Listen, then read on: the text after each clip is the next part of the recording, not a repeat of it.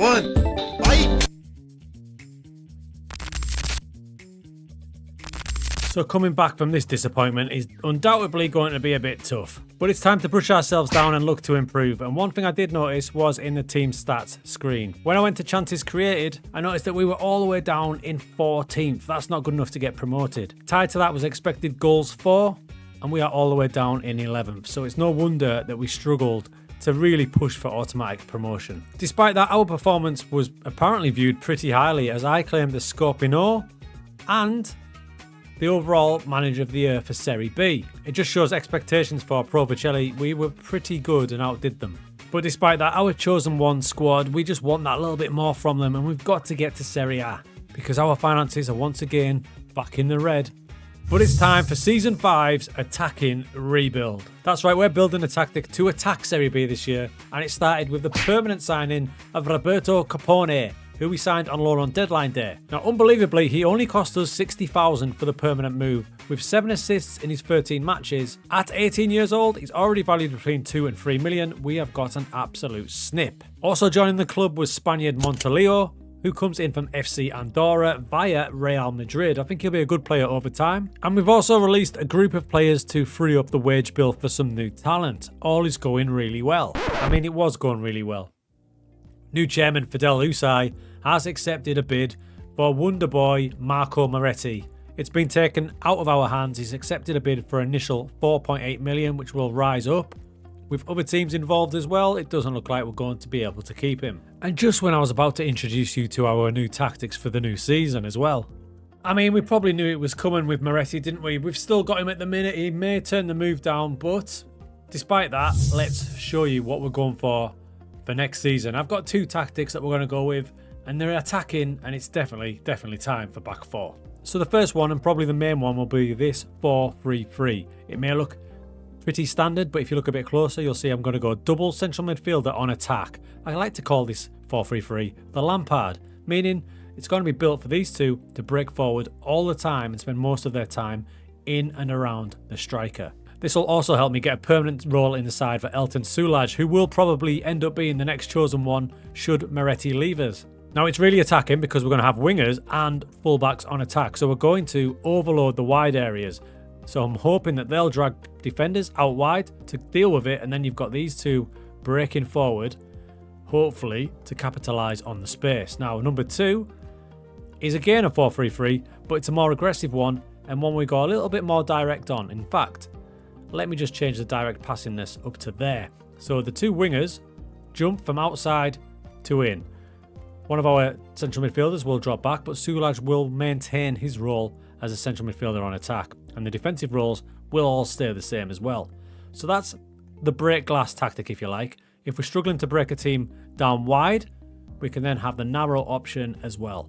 Now, it is early in pre-season. It's only the 2nd of July. So there is some more players to come in, hopefully. As far as the chosen one options go, if Moretti does leave us, it is between, basically, Elton Sulaj, who will play pretty much every match as an attacking midfielder, and the other option is Pelagata, who will get more of a role this season as well, especially with those new formations.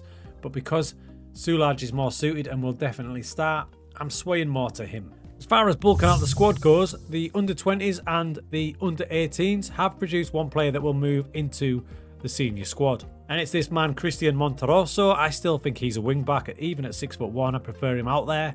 I also have Diarico, but I'm thinking of giving him yet another loan move just for one more season. And don't forget, late in the transfer window last year, we brought in Axel Orlando, the man with the greatest name in our club. I'm sure he's going to have a big impact this season. So game 1 of the season was in the Coppa Italia against Serie A Sassuolo, and away at Sassuolo as well. So that was our new fullback Capone scoring the first goal, and unbelievably we got a second as well. A 2-0 win over a Serie A side with our new formation. The future looks bright.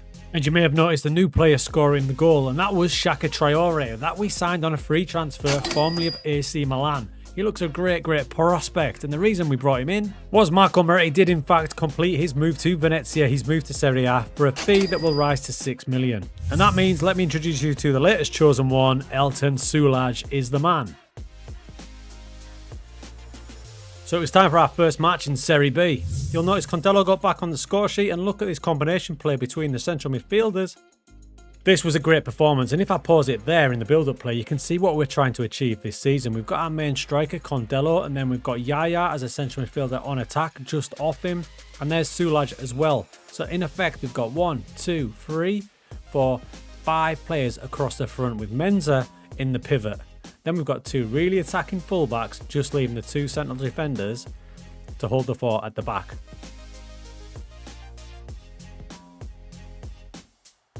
So Pisa couldn't deal with it, and it was great to see Pellegata come off the bench and get a goal as well. First game in Serie B, how promising is that? Big 4-0 win. And then in the next match, our first home game, we got revenge against Catania, who knocked us out of the playoffs, and we beat them 1-0. So when we had the Moretti money, I thought it was a good time to ask for the youth improvements. However, that was rejected again. It seems our new board's vision doesn't match ours.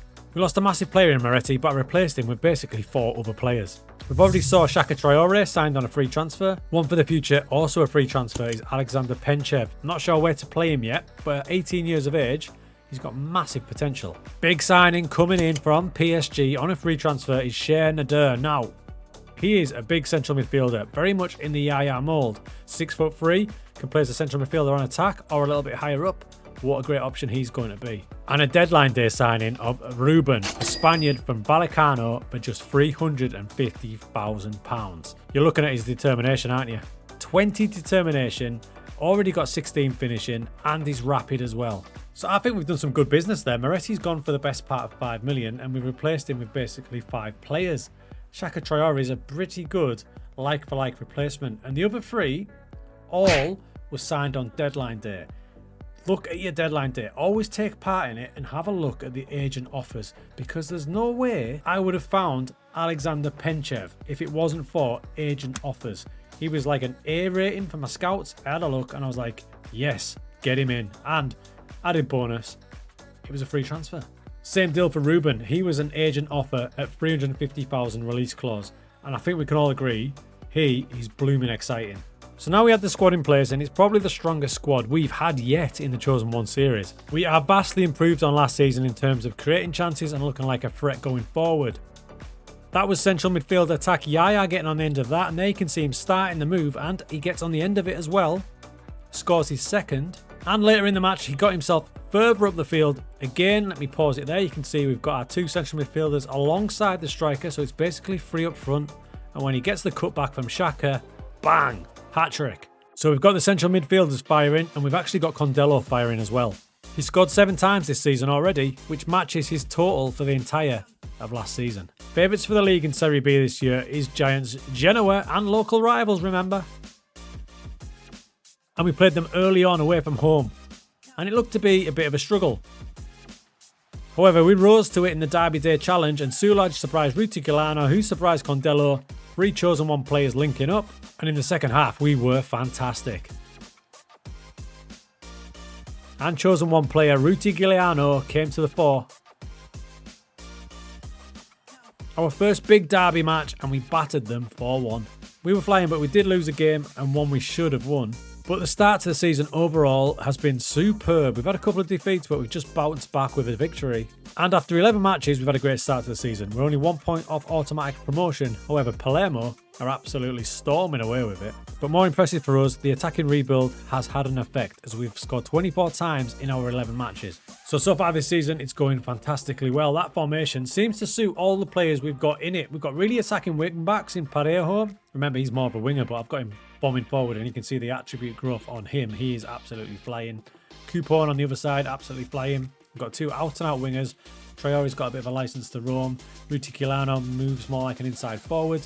And those 2 central midfielders on attack are absolutely flying. I haven't actually needed to use this version yet at all. It's all been this one. So far, so good. So the season started well, and so have the Chosen Ones. Di Marino is just back from an injury. He's starting to get back into it. Gleaner's pretty much the first name on the team sheet anyway, as is Yaya, who is enjoying his new role. The latest Chosen One, Sulaj, with 4 goals from central midfield, but he is wanted by our arch rivals Roma yet again. And after a quieter season, Ruti seems to be enjoying his new role on the right, and it's great to see Condello back to form. Finance-wise, that Moretti sale has made us back into the black. It's £1 million in profit, but we know that's going to drop. So only about a quarter of the way through the season, but it started really well. The question is, what impact will this man have in the later weeks of the season as he settles in?